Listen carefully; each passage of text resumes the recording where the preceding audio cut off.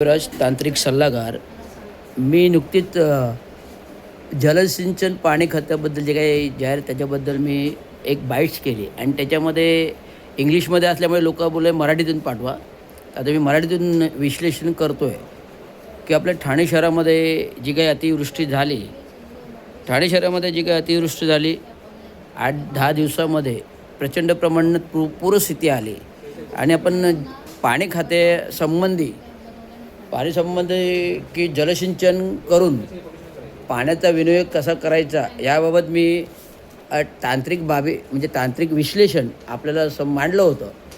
परंतु मी का मांडलं आहे, कारण आपल्या ऑफिसमध्ये कार्यालयामध्ये स्टार्ट टू 1 2 3 4 जे काही फ्लेक्स लावलेत पाणी खात्याचे, ते फ्लेक्स कार्यालयात न लावता प्रभाग समिती अंतर्गत जे काही चौक आहेत त्या ठिकाणी ते पाणी खात्याची जाहिराती फ्लेक्स लावाव्यात, जेणेकरून नागरिकांना बाहेरील माहिती होईल. आपल्या कार्यालयामध्ये काही मर्यादित लोक देतात कामासाठी, त्यामुळे त्या लोकांनी वाचणं आणि बाहेरच्या लोकांनी वाचणं हा एक फरक पडू शकतो. याच्यामध्ये त्यांनी जे काही पाणी खात्याने पाणी अडवा पाणी जिरवा हे आपण जाहिरातीत बोलतो, पण प्रत्यक्षात कृती करत नाही.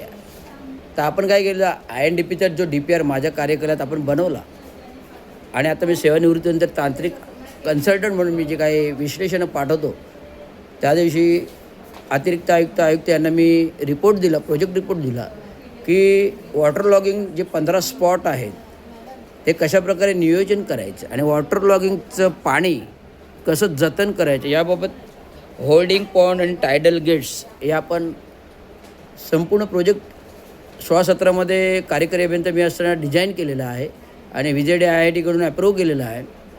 आणि हा प्रकल्प करताना ज्या ज्या विभागातून मेजर नाले जातात, जे मेजर नाले किती आपले 180 किलोमीटर आहेत आणि 100 किलोमीटरचे अंतर्गत नाले आहेत आणि हे 180 किलोमीटर आणि 100 किलोमीटर अंतर्गतचा जर हिशोब बघितला तर water intensity for that considering as 150 mm above 200 above.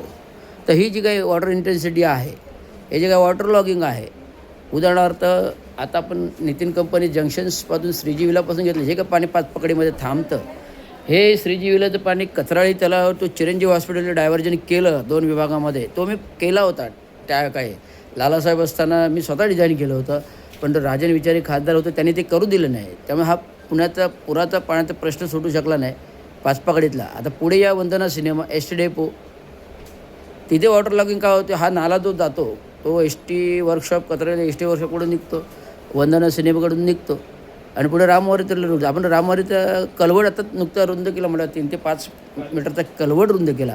परंतु 3 पेट्रोल पंप ते वंदना हा जो काही सकल भाग आहे हा कधी झाला, मला वाटतं 35 वर्ष झाली बांधून. ज्यावेळेस मी महानगरपालिकेत सेवेमध्ये नव्हतो त्या काळचा कॉन्क्रिटिंग रस्ता केलेला आहे, MG रोड केलेला आहे आपण.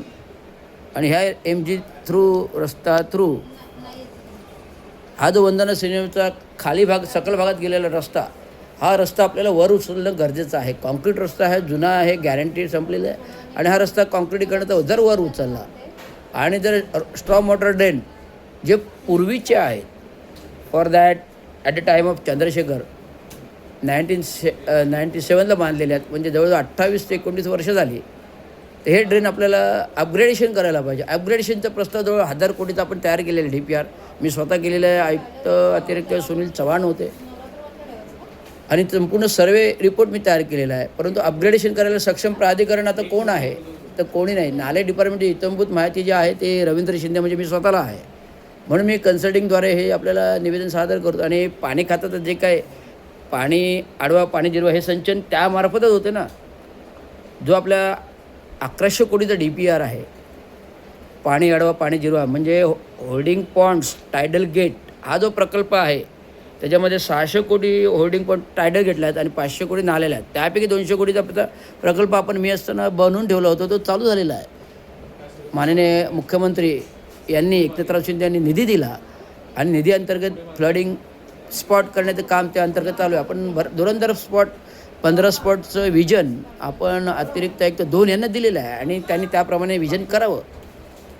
परंतु हा जलसिंचनचं पाणी आहे आणि प्रत्येक इमारतीला जवळजवळ 15,000 इमारती आहेत ठाणे शहरामध्ये. 10 ते 15,000 इमारती आहेत. या इमारतींना कंपल्शन करायला पाहिजे नोटीस देऊन की त्यांनी प्रत्येक इमारतीमध्ये रेन RWH म्हणजे रेन वॉटर हार्वेस्टिंग करावं. पण जे मोठी संकल्पना आहेत, मोठे संकुलन आहेत, मोठे कॉम्प्लेक्सेस आहेत, त्यांच्यामध्ये भले मोठे ॲम्युनिटेड स्पेस भूखंड पण असतो.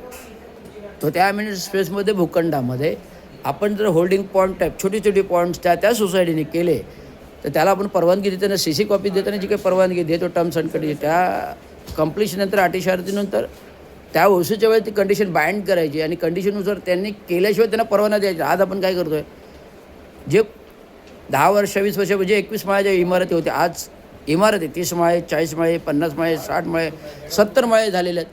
आता 70 माळे इमारतींच्या रेन कॅरिंग कॅपॅसिटी फ्लो वाढलेला आहे. त्यामुळे रोड साईड ड्रेन वाढवायला पाहिजे, ड्रेनेज सिस्टम वाढवायला पाहिजे, अपग्रेडेशन करायला पाहिजे, या सगळ्या गोष्टी करायला पाहिजेत. त्यावेळेस वॉटर हार्वेस्टिंग सिस्टम येईल ना. जे आलेलं पाणी जर तुम्ही नाल्यातून खाडीपर्यंत फुकट घालवाल तर ते कुठेतरी अडवलं गेलं पाहिजे. ते अडवलं कसं जाईल तर सक्शन टँक म्हणजे वॉटर टँक बनवायला पाहिजेत, त्याच्यामध्ये हे पाणी जमा करायला पाहिजे. त्याने ओव्हरहेड वॉटर टँकमध्ये बाय पंपिंगने करायला पाहिजे. आणि त्यामुळे ह्या पाण्याचं युटिलायझेशन सर्व नागरिकांना होईल. त्यामुळे आपली एक अर्थसंकल्पामध्ये आपल्याला आयुक्तांनी एक संकल्पना मांडली होती की नाल्याच्या पाण्यापासून महसूल, तर नाल्याच्या पाण्यापासून वसूल कसं क्रिएट करता येईल ते अशा प्रकारे क्रिएट करता येतील. जो पाणी फुकट जाणार आहे ते अडवायचं, जिरवायचं, टाक्यांमध्ये अडवायचं आणि बिल्डिंग लोकांना पुरवायचं.